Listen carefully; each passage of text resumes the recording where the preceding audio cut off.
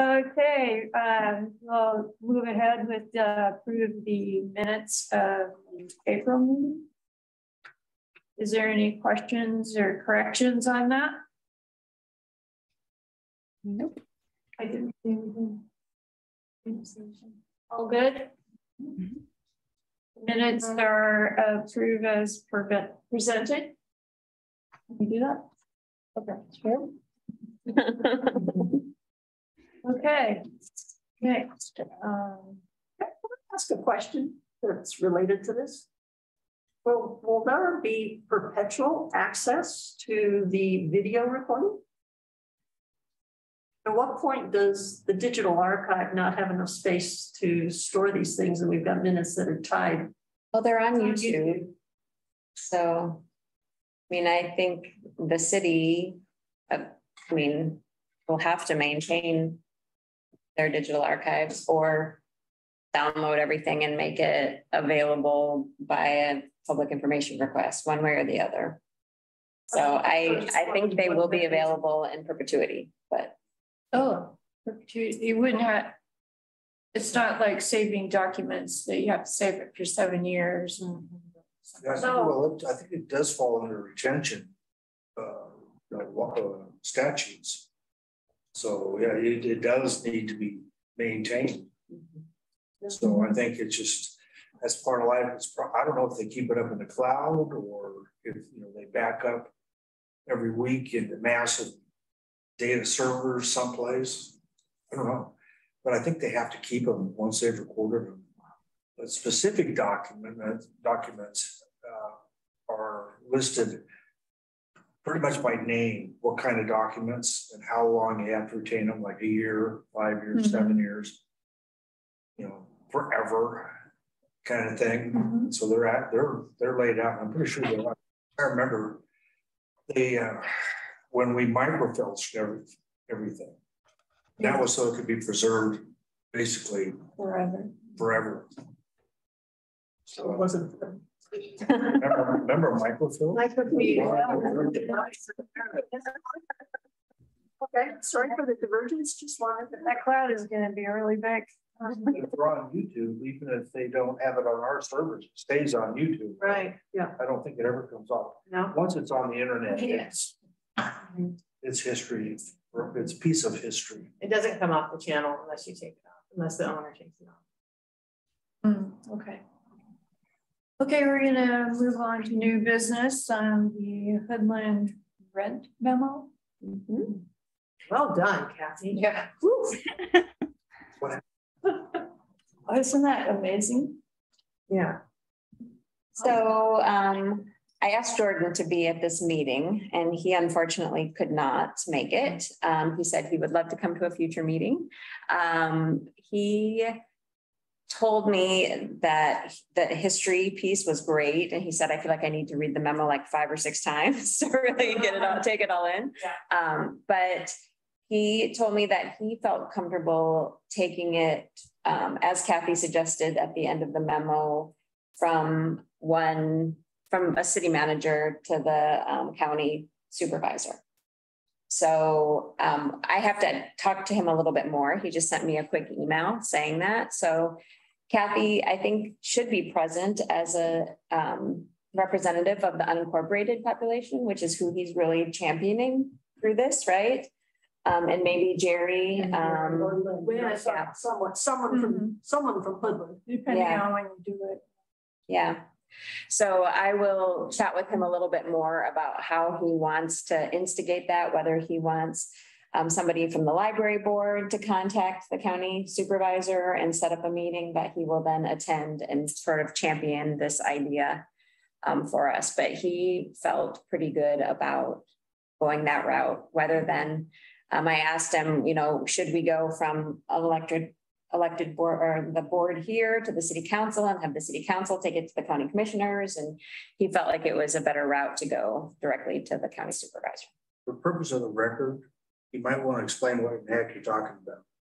Kathy's going to do that next. Oh, okay. Well, since the rent memo is part of the record, I don't know that I do need to state it, but it probably would be a good idea. So the concept is that the Hoodland Service District has not been treated in the same manner as some other unincorporated and incorporated service districts have by the county under the library district for capital purposes. The original construct, which was outlined in 2008, 2009, called for the county to only spend a limited amount of money on behalf of the libraries that were going to absorb the 3 county libraries. But since then, the county has expended far more than that. And Hoodland, however, has never received a concomitant extra amount. And my view was that we should advocate for equal treatment, which should cover at least the rent for the Hoodland Library and potentially more. Now, Lynn, the reason why I had asked you about the Parks Department issue is I read in the Mountain Times a month ago a letter that said that the fire district, which is a separate district, could be a potential recipient of the land. But if the county were to sell that property, perhaps we could argue with them that at least some of the funds from the sale of that property could be devoted to purchasing the building that the library is in now. And then other services could also, in the long run, come out of that building potentially, right? It's just an idea, but there is a potential fund of money coming out of Hoodland that perhaps they could be shamed into using for the Hoodland community. You know?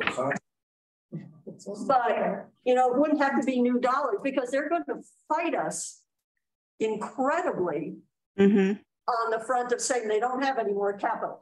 They've got so much committed in the next 5 years minimum. There's going to be a fight, but if there's this one, well, it's more than one parcel, right? It's actually 3 parcels, or was it 20 acres? It's 2 parcels, but one of them is kind of, it's long and narrow and on a slope, so not a building site. Right. But the other one, definitely, I mean, it's where the site of the former Women's Club building. That's the bigger piece. That's the bigger piece, yeah. I should probably go down to. Well, actually, I could look it up on the county GIS. It would give what they deem the fair market value of those parcels to be. But anyway, it did strike me that might, over the course of 2-3 years, become a potential source of a bigger capital contribution rather than just the payment of the $20,000 per year in rent. It's my understanding of the fire district was that because they have been adding more full-time employees, that they're sort of out of space for the firefighters to stay and sleep and that kind of thing. So they were looking at getting the land because they already have a district. And of course, the county has to have another political entity to give the land to. Right. But then they'd have to go raise money to do that. I have not heard any more about those plans since that article. I don't know where it's going. Right. It is an interesting idea, though, you know, to take, if they are going to sell it, take the money and. It's just a potential discussion point, but there's no way of knowing what will come of this. No. It's totally unpredictable. But they at least have to get called out. That's what I think. Yes. Yeah. And I know in a sort of a related note, there's been a lot of talk about short-term rentals up here in Hoodland. And the numbers are increasing, and it's causing issues, of course, and local workers are having a terrible time finding places to live and stay. And again, my understanding of it, and I'm not really up to date on this, is that when they went to the county and they were at least going to put some kind of fee. And then when they had the final discussion, it was like, we just don't have the money to collect the fee, so we're not going to do anything. So there's Hoodland's clout right there. Right. Well, the other thing I wanted to explain to you all, and one reason why I put so much text in the question of rent was because Councilor Walker had wanted a review of how rent was being treated in the district. So that's another reason why that was so long. Well, I don't know what you could have left out. Right. Yeah. Well, the other reason I decided I needed to record some of this history because soon there will be no one who remembers this at all. Right. And at least whoever does take over with the LDAC representation, it can serve as a reference context. Reference document, really. Yeah. Okay, so we just, it sounds like, Sarah, what we need to do is wait for Jordan and get our instructions from him. Yes. Hi, Dale. Hi, Dale. Hi, Dale. I tried to do the Zoom thing, but it didn't work. Oh, oops. Okay. Well, thanks for coming. Yeah. Was that enough of a description? Yeah. Yeah. Okay, we're going to move on to staff updates. All right. So the library directors have been working on a strategic planning document that I have been promising for months to bring to the library board. Unfortunately, we're moving much slower than I even expected.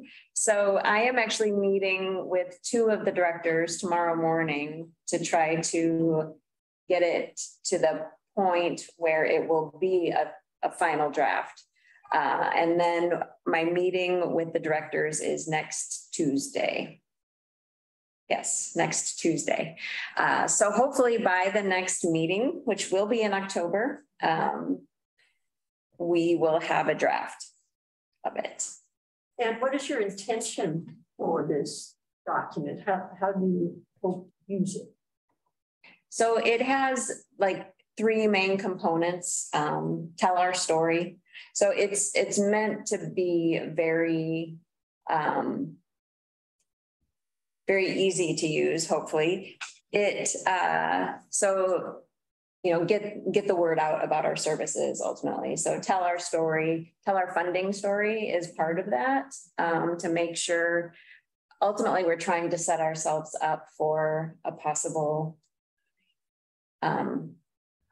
new district. Yeah. Yeah. So it's about marketing. It's about getting information from the public about what they want. And so hopefully it will be well used by all of the directors, and we'll have parts and pieces that each of us can really focus in on.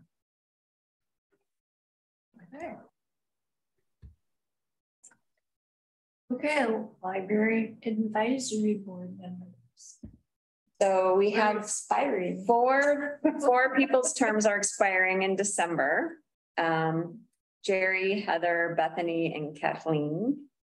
I checked with, because both of our chair and vice chair will be either interviewing, possibly. So ultimately, Jeff told me that he hopes to advertise all of our board positions in October. And then we would do interviews in November and bring it to city council in December for appointment. So going to advertise it?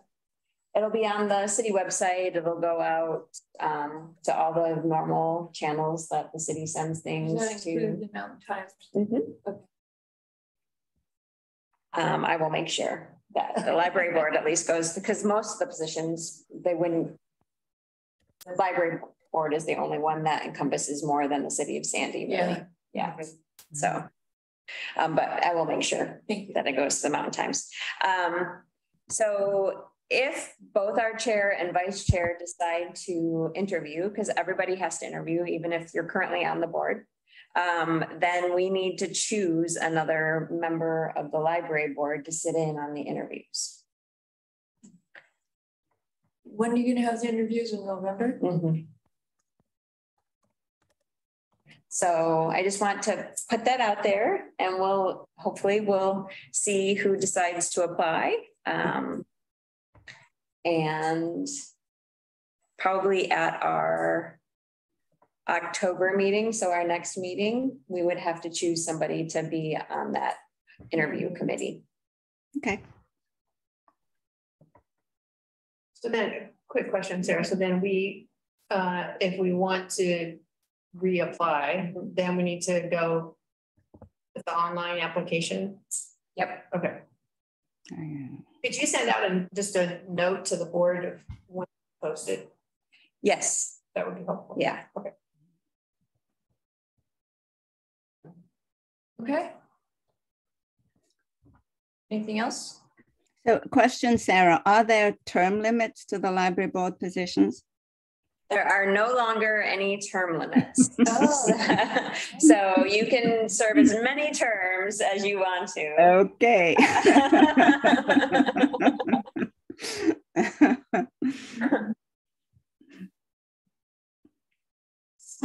Anything else? Anybody have any subjects you want to bring up? Well, it's been so long since we met.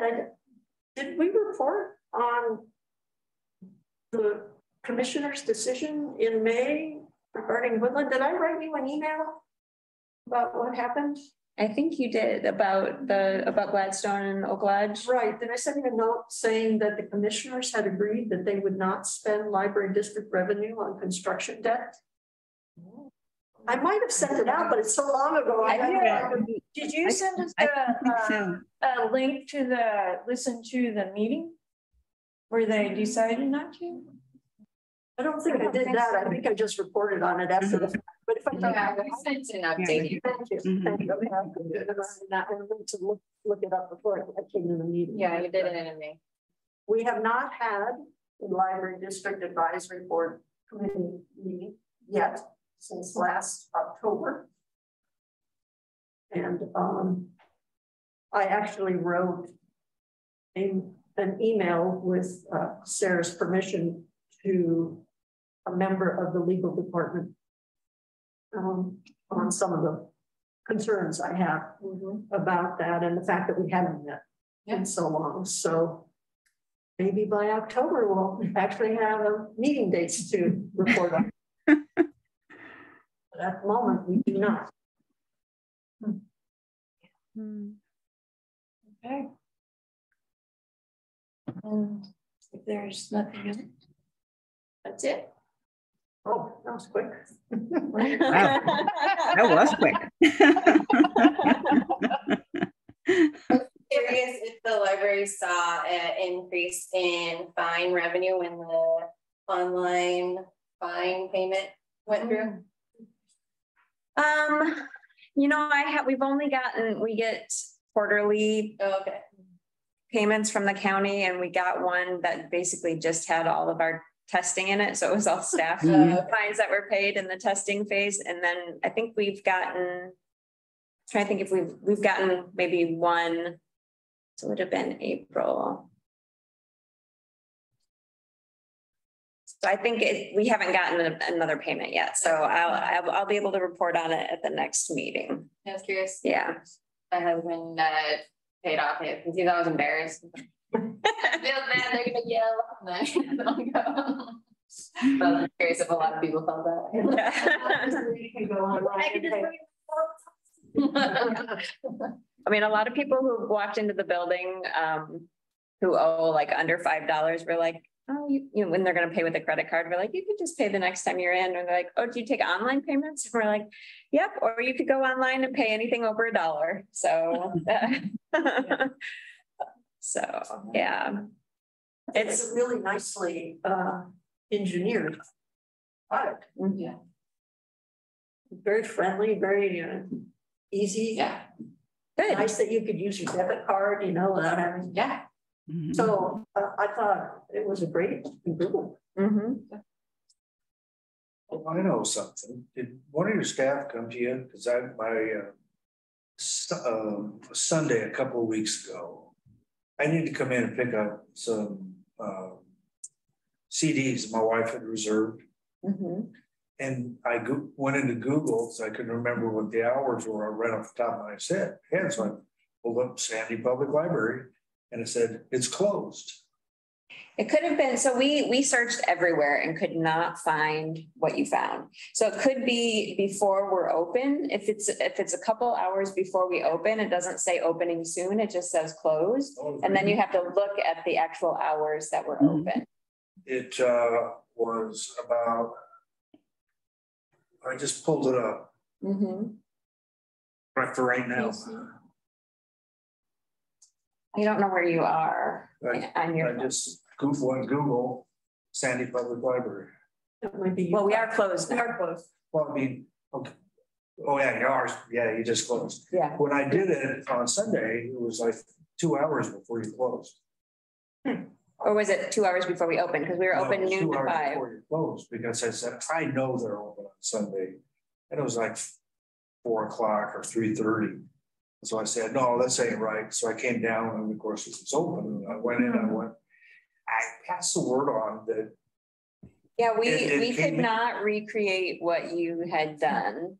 So, but the library was open when we were looking. So, but there were no pages in Google that didn't have our hours correct.